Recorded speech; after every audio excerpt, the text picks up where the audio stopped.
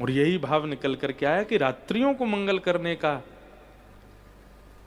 ये उपाय ढूंढा ऋषियों ने, ताकि इन्हीं हमारे महादेव तो ध्याये नित्यम महेशम रजत गिरिनिभम चारु चंद्रावतंसम रत्नाकल्पोज्ज्वलांगम पयश मृगवराभीति हस्तं प्रसन्नम पद्मासीनं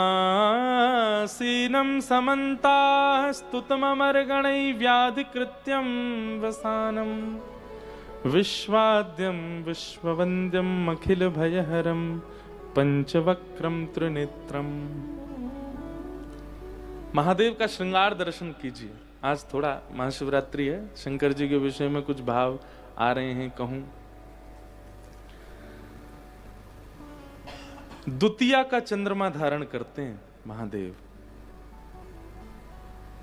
क्यों? चंद्रमा की कलाएं बदलती हैं। द्वितीया का चंद्रमा सबसे छोटा चंद्रमा होता है। आप लोगों को जानकर के आश्चर्य होगा, अगर कोई व्यक्ति हर महीने के शुक्ल पक्ष की द्वितीया के चंद्रमा का दर्शन करे, और उसमें भी उसका नियम है शाम होने के बाद, रात्रि हो जाने के बाद में स्नान करे, स्नान करने के बाद शुद्ध वस्त्र पहने, श्वेत पुष्प लेकर के, दूध लेकर के, और बढ़िया एकांत में जाए, छत पर एकांत, बिल्कुल कोई साथ ना हो, मौन रहे, और द्वितीया के चंद्रमा का दर्शन करने के बाद नीचे ही अर्घ प्रदान करे दूध की, उसके बाद पुष्प प्रदान करे, अक्षत प्रदान करे, तत्पश्चात आरती करे, और आरती करने के बाद जो भी आपका गुरु मंत्र है, या जो भी आपका इष्ट मंत्र है, या जो भी स्तुति पाठ आपको आता है, महादेव का चिंतन करके द्वितीया के चंद्रमा का अपलक नेत्रों से दर्शन करना है, बहुत भाव से। अगर कोई व्यक्ति हर द्वितीया के चंद्रमा की इस प्रकार आराधना करके नित्य दर्शन करता है, तो एक दिन करते करते करते द्वितीया के चंद्रमा में ही वो द्वितीया का चंद्रमा इतना दिख रहा है, बाकी का काला आकाश, एक दिन करते करते करते ऐसा होगा कि द्वितीया का चंद्रमा शीश पर विराजमान, और वहीं से ही मुखमंडल और महादेव का सर्वांगण विग्रह का दर्शन होगा। द्वितीया के चंद्रमा आकाश में है, इसका मतलब महादेव बैठे हैं। बस अपनी शुद्ध आराधना से, भावना से कोई दर्शन करे। चंद्रमा ने कहा कि नाथ, संसार के लोग बड़े स्वार्थी हैं, मेरे पूर्णिमा का दर्शन करते हैं। महादेव बोले, संसार को पूर्णिमा का दर्शन करने दो, हम तुम्हारे ऐसे रूप को धारण करेंगे जो सबसे सूक्ष्म है, द्वितीया। उस चंद्रमा को ठाकुर जी अपने महादेव शीश पर धारण करते हैं।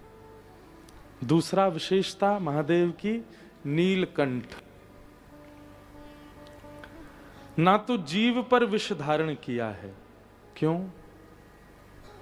अगर हम लोगों का मानव स्वभाव कैसा कि कोई चीज हमें अगर पसंद नहीं आई और हमने सेवन कर ली, तो हम नीचे नहीं जाने देते, यहीं रखते हैं और फिर जाके उसको निकाल देते हैं। पर महादेव विष को जीव पर धारण नहीं करते, और इतने भोले हैं कि निकाल क्यों नहीं रहे? बोले विष का क्या दोष बेचारे का, इसको कोई नहीं लेता, लो हम तो लें इसको। मतलब उस पर भी दया आ रही है कि इसको सब दूर भागते हैं, विष का नाम सुनते ही सब छोड़ देते हैं इसको। अब ये मुख में आ गया है, जीव पे हम इसको धारण कर नहीं सकते, क्योंकि इसी जिह्वा पर राम विराजमान है, मेरे इष्ट विराज रहे हैं, उस जिह्वा पे विष नहीं रह सकता। कंठ से नीचे लेने लगे तो मन में विचार करने लगे, जो राम जिह्वा पे वो चित्त में भी है। अपने इष्ट जहां विराज रहे हों वहां पंचामृत से अभिषेक करना चाहिए, दूध घी दही शहद आदि से अभिषेक करना चाहिए। हमारे चित्त में राम जी विराज रहे हैं, हम कंठ से नीचे विष लेंगे, मतलब विष से अभिषेक होगा इष्ट का। इसलिए भीतर भी धारण नहीं किया, कहां अवस्थित कर लिया? कंठ में। ना निगल रहे हैं, ना निगल रहे हैं और ना उगल रहे हैं, मध्यस्थ में यहां धारण करके रखा है। एक बहुत बड़ा द्योतक है इस बात का कि महादेव कहते हैं संसार के जितने भी भोग विलास हैं उनको ना तो जिह्वा पर रखो और ना उदर तक जाने दो, क्योंकि कई ऐसे विषय हैं जिनका सेवन आपको करना पड़ता है। कंठ तक ही स्थिर रखो, ना जिह्वा पर आने दो और ना अंतस्थ में प्रवेश करने दो। कंठ में धारण करके रखो, चाहे क्रोध हो, चाहे लोभ हो, चाहे मोह। देखिए, संसार में निर्वहन करने के लिए क्रोध भी जरूरी है, संसार में निर्वहन करने के लिए मोह भी आवश्यक है, संसार में निर्वहन के लिए गृहस्थाश्रम के लिए काम भी आवश्यक है।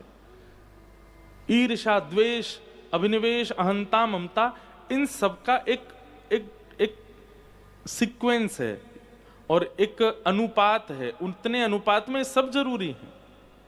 तो अनुपात में सब जरूरी हैं, ना तो उनका अति हो और ना ही उनका नाश हो, इसलिए उसको कंठ में धारण किया है विष को। महादेव साक्षात भक्ति के स्वरूप हैं। एक एक अंग का अगर दर्शन किया जाए महादेव के, भक्ति का रूप प्रकट हो जाता है। गले में किसको धारण करते हैं? सर्प।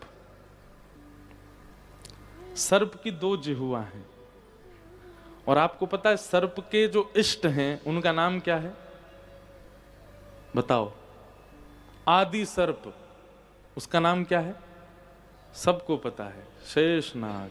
कौन है? शेषनाग।